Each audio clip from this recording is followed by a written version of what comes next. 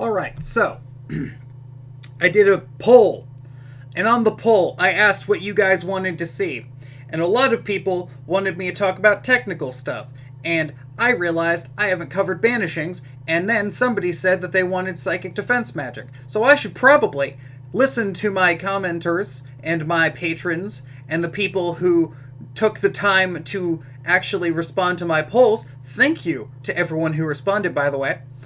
And I should probably make a video on Banishing Rituals. So let's talk about Banishing Rituals. Video is sponsored by the place where I put the poll up originally, Patreon. New stuff on the Patreon. How to schedule magical operations is going up Thursday. If you're watching this on the Patreon when the day it goes up, and if you're watching this on the YouTube, it's already up. But without further ado, Banishing Rituals. So, Banishing Rituals. What do? They banish things. Obviously. Kind of. So, Banishing Rituals are used to push out stuff that you don't want in your space. Think of it as energetically cleaning your space of a specific thing. Now, some banishings are just kind of you're pushing the energy out. Some are more of an eviction notice from God. It all depends on what banishing ritual you're using. Now, the most basic form of banishing you can do is just visualize a shield around you, like visualize yourself in a bubble, and visualize the bubble expanding and pushing out all the nasty stuff that you don't want in your space. This is a very simple form of energetic banishing, and I find that this works in places where the environment around you is just so full of negative, bad stuff that you don't want, that you just need to, push it away. Now, it will eventually come back if you don't fix it, which in a ritual is where you would invoke. So typically, banishing rituals are going to be partnered up with an invocation. If you just keep banishing, eventually something will fill that void. Now, there are, in addition to the shielding and just energetically pushing things away from you method of banishing, which is, I believe, just called shielding.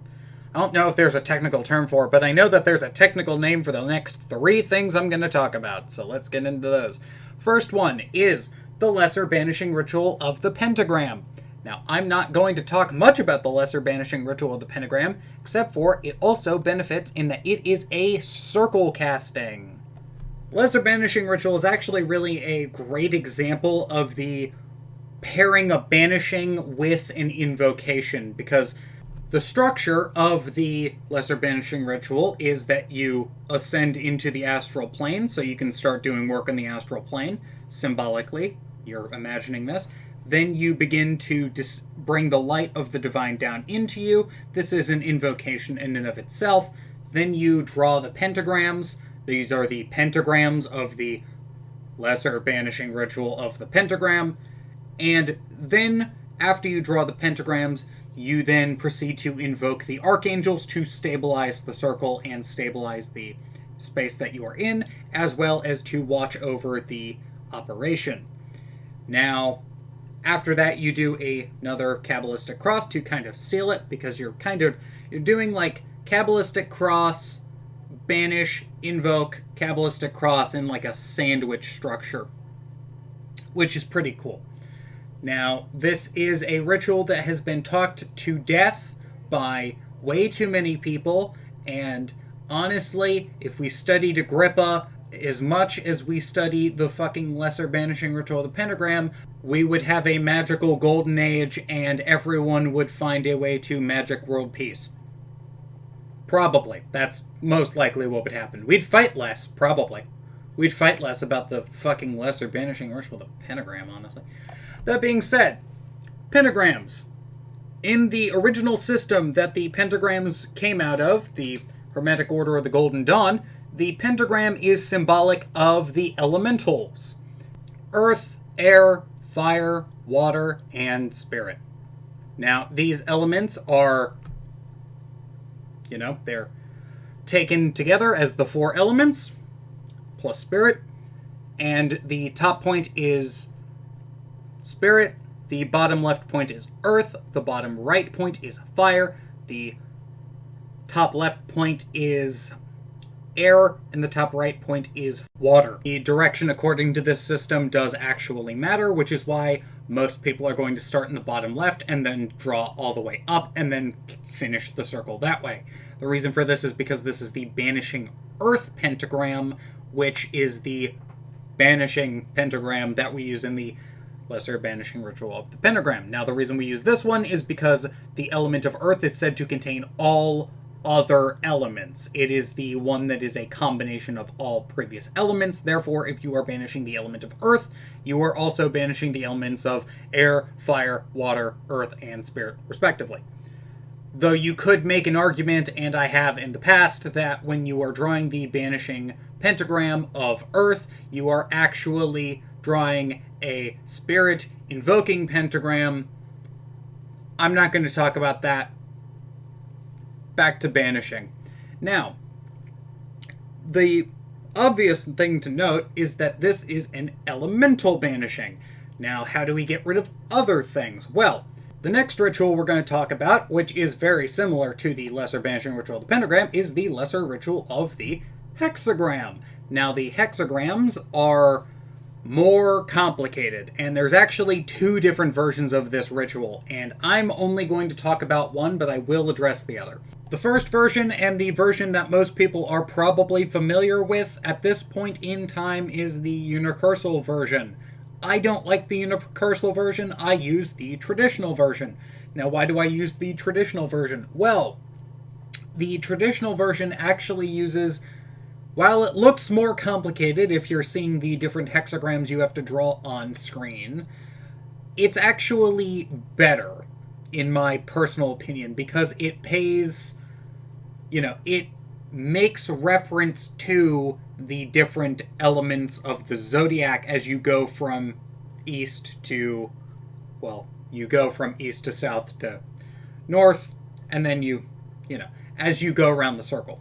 And the reason for this is because if you start at east in a astrology chart, and you start that at Aries, and you keep going, you will progress from a fire sign to an earth sign to an air sign to a water sign, which is why when you're going through, you will see this progression.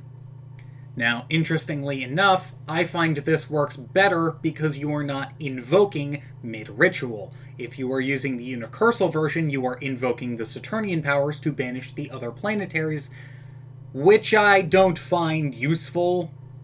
I mean, it's useful, but I don't like it, because if I'm going to be invoking Saturn, I'm going to do a more powerful invocation of Saturn. And it doesn't help that this is usually paired with the analysis of the keyword, which is not actually a banishing, it's more of a centering and a call the powers. It's basically a more powerful version of the Kabbalistic cross. There are different rituals, they have different effects, but that's kind of a good way to look at it. They both draw the light down and draw divine influence down into your space. Now, I personally don't like the unicursal version because it's invoking Saturn, and I, generally speaking, am going to want to do the traditional version, which does not invoke anything other than, the divine. It is more or less planetarily neutral. And by being planetarily neutral, it allows me to just go ahead and work straight into the next thing I'm going to do, which is usually going to be a planetary invocation if I'm doing planetary magic. And of course, like the pentagrams before, these have different...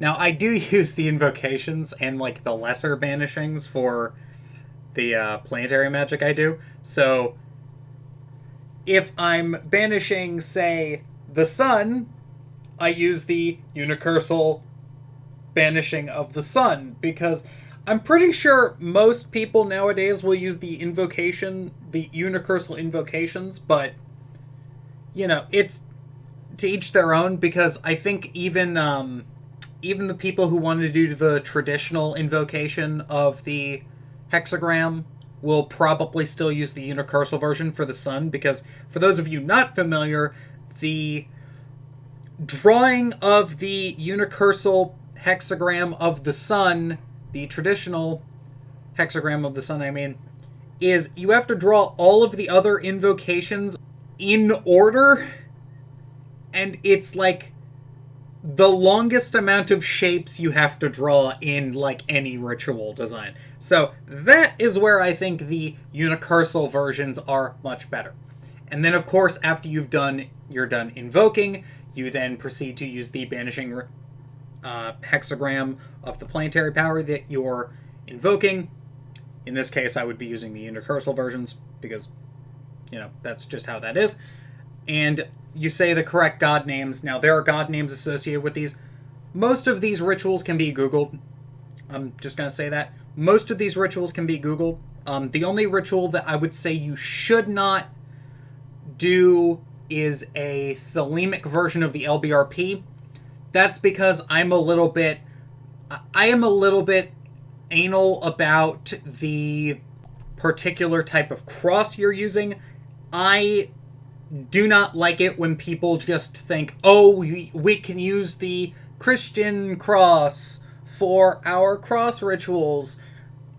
And Crowley did that, and I'm not a fan of that, because that is also known as the cross of sacrifice in the GD system, which Thelema is basically just GD modified by Crowley, so you turn the LBRP into effectively a self-sacrifice ritual, which I am not a fan of. I do not want that in my life. I do not want that in my space. I'm not going to do that, Mr. Crowley. You creepy bald man. Moving on. So, all of the banishing rituals I have talked about, with the exception of obviously the shielding one at the first part, which really isn't a banishing ritual, because you don't draw shapes in the air, you don't intone any god names.